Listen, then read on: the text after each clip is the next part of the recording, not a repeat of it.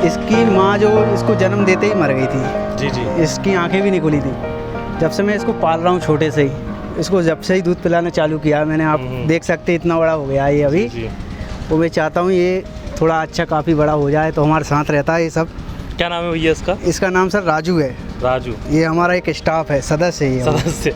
आप देख रहे हैं, जिसका पैसा है वही इंसानियत कर सकता है या वही लोगों का भला कर सकता है, ऐसा नहीं है। भला आप किसी भी तरीके से कर सकते हैं, एक जानवर का, एक इंसान का, किसी भी तरीके से। बस आपका दिल अच्छा होना चाहिए, साफ़ होना चाहिए, और आप उस दिखा सकते हैं कि आप कैसे लोगों का भला कर रहे हैं और आप कैसे एक इंसानियत की तरफ बढ़ रहे हैं। तो जैसे भैया ने बताया कि राजू नाम है इसका, और धीरे धीरे ये राजू डेफिनेटली जेंटलमैन बनेगा, और हम कह भी पाएंगे राजू बन गया जेंटलमैन।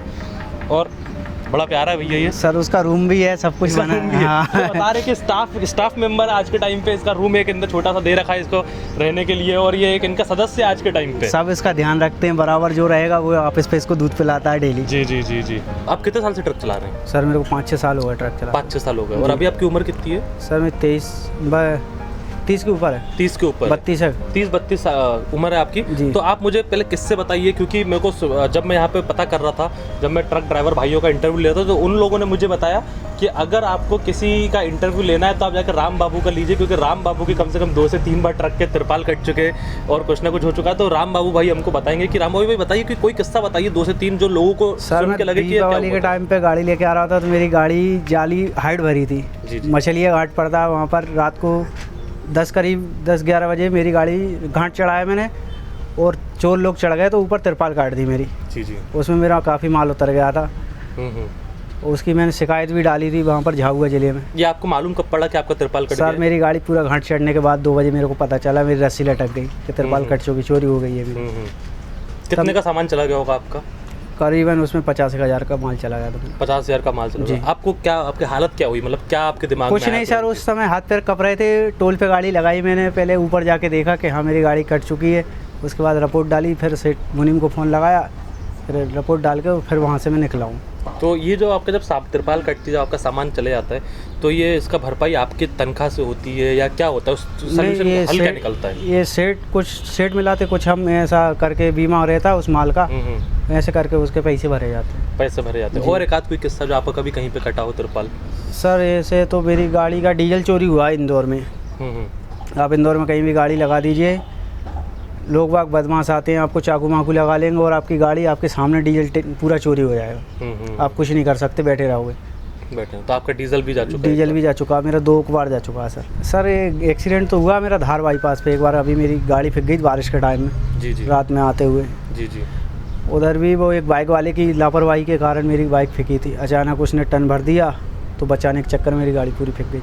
तो मैं भैया सबसे पहले राम बाबू भाई आपसे जानना चाहूँगा कि जब ट्रक से एक्सीडेंट होता है जी, तो गलती हो या ना हो, वो ड्राइवर की गलती मानी जाती है सर। आप लोग के मन में सबसे पहले क्या आता है आप लोग के मन में? सर पहले तो भागने का ही आता है, अगर भाग सकते हैं तो भागते ही हैं। गलती हो या नहीं हो, ड्राइवर को ही मारती, पब्लिक मारती पहले ड्राइवर को ही है। बोलते ये दारू पिए होगा या कुछ भी नशा किया होगा, इसलिए ड्राइवर पहले भाग लेता। तो मालिक आपके सपोर्ट करते हो उसमें? साथ हाँ, देते? बाद में पहले तो सपोर्ट करते हैं। ऐसा कुछ नहीं है, लापरवाही तो हुई। प्रशासन की तरफ से क्या क्या दिक्कत आती है? आपका जो रूट होता है, आप जैसे बता रहे हैं, आपका कौन कौन सा रूट है मध्य प्रदेश? पूरी परेशानी है सर। बॉर्डर पे चल जाओ, आपकी गाड़ी अंदर लोड है, इसके बाद भी आपके पैसे लगने हैं। आपने नशा नहीं किया फिर भी आपका पैसा लगना है। बोल देते आरटीओ रोक लेगा, कोई वो नहीं है। इसके बाद भी एंट्री है तेरी यहाँ पर, यहाँ कुछ नहीं है फिर भी एंट्री है। 500 रुपये देना ही पड़ेगा। वो लिखित कहीं पे है नहीं, कुछ नहीं दे, लिखित भी नहीं देंगे आप तो 500 रुपये देंगे, या तो आपका लाइसेंस रख लेंगे, आपके बस्ते के गाड़ी का कागज रख लेंगे जी। सर कोई पर्ची नहीं देंगे, और उसके जोर ज़बरदस्ती आप करोगे तो आपको मारेंगे अलग। उनके बंदे भी रहते हैं 5-6 डंडे लेके, ऐसे रोकते हैं जो गाड़ी को आगे खड़े होकर। अचानक गाड़ी के सामने आएंगे, गाड़ी ब्रेक नहीं आया तो हादसा भी हो सकता। तो और मतलब और क्या क्या दिक्कत है? किस किस तरीके से चालान लिया जाता है आप लोगों से? ज़्यादा चालान सर ओवरलोड के चक्कर में ही लिया जाता है। अगर ऐसा है कि जैसे मान लीजिए आपकी गाड़ी ओवरलोड नहीं है, तो भी ऐसा होता है कि ज़बरदस्ती आप तब फिर सर रोक लेंगे। तो आपने बेल्ट नहीं लगाया, आपकी गाड़ी की लाइट नहीं जल रही है, ब्रेक बत्ती नहीं जल रही है, कुछ ना कुछ बहाने से ले ही लेते हैं। आपने ड्रेस नहीं पहन रखी, किसी भी कारण से आपसे पैसे ले लेंगे। आपको लगता है कि कोई ऐसी सुविधा मिलनी चाहिए आप लोग को जिससे आप लोग का ये जो ज़्यादा चालान कटता है ये ना हो, और जो आप लोग से ज़बरदस्ती आप लोग को घेर लिया जाता है, लूट लिया जाता है, इसकी सुविधा? सर ऐसा को तो होना ही चाहिए, क्योंकि रात में अधिकतर परेशान करते हैं, दिन में कोई नहीं करेगा आपको परेशान, साला 8-9 बजे के बाद ही परेशान करते हैं ये जितने भी लोग हैं। जी जी आरटीओ नहीं बोलेगा, उसके जो कर्मचारी लोग होते हैं वो लोग ज़्यादा परेशान करते हैं। जी जी। तो अब मैं आप लोग को बताना चाहूँगा कि यही जो भैया हमारी सुविधा है lots, lawyer on the spot, आयतवा और लॉयर्ड की तरफ से, कि आप अगर एक फ़ोन लगाएंगे जी। तो उस पर आपकी समस्या हल कर दी जाएगी। तुरंत ही आपकी तरफ से एक प्रतिनिधि उनसे बात करेगा आपका, जी। और वो उनसे बात करेगा सामने और उनको बताएगा कि नहीं भाई ये आप गलत पैसा काट रहे हैं इनसे, तो आपको नहीं काटना है, और वो आपकी तरफ से आपकी समस्या को सॉल्व करेगा। मैं भैया आपसे जानना चाहूँगा कि आप क्या क्या चाहते हो कि क्या क्या चीज़ें ख़त्म हो जाए, क्या क्या चीज़ें सही हो जाए आपकी तरफ से? सर पहले तो ये पुलिस वालों की जो गुंडागर्दी है वो कम होनी चाहिए, और दूसरी बॉर्डर पे जो अवैध वसूली चल रही है बिल्कुल वो बंद होना चाहिए। जी जी। अब एंट्री किसी गाड़ी की आप 500 की कर रहे हो, उसी गाड़ी की आप 1500 की 2000 की एंट्री कर रहे हो, बिना उसके 700 में निकाल रहे हो, वो कोई एंट्री नहीं है, तो ये सब बंद। राम बाबू भाई, ये जो मैं आपको बता रहा हूँ लॉयर्ड का, जी। कि ये जो सुविधा मिलती है, जो आपको तुरंत आपकी तरफ से एक वकील रहता है जो बात करता है। सर ये हमारे सेठ जी ने दे रखी है, और मैं इसको 3-4 महीने से ले रहा हूँ, मेरे को सुकून है इससे। जी जी। कहीं भी परेशानी आएगी तो मैं इस पर कॉल कर लेता हूँ। तो आप धन्यवाद देना चाहेंगे? अरे सर मैं बहुत धन्यवाद देना चाहूँगा। तो आप देख सकते हैं कि राम बाबू भाई को आप देख सकते हैं कि हंसमुख आदमी है, लेकिन वही है कि जब इंसान ट्रक में बैठता है तो लोग भूल जाते हैं कि वो उसका एक परिवार है, लोग भूल जाते हैं कि वो भी एक इंसान है। और इसलिए हमको ट्रक में लिखना भी पड़ता है कि देखो मगर प्यार से। कहीं ना कहीं क्या पता वो ट्रक वाले ये बोलना चाह रहे हैं कि भाई देखो मगर प्यार से हमको, कि हम भी इंसान है, हमको इज्जत से देखो। आप हमको ऐसा क्यों मान रहे हो कि हम ट्रक के अंदर बैठ गए तो हम जल्लाद हो गए, या हमको हमारा काम ही लोगों को उड़ा देना?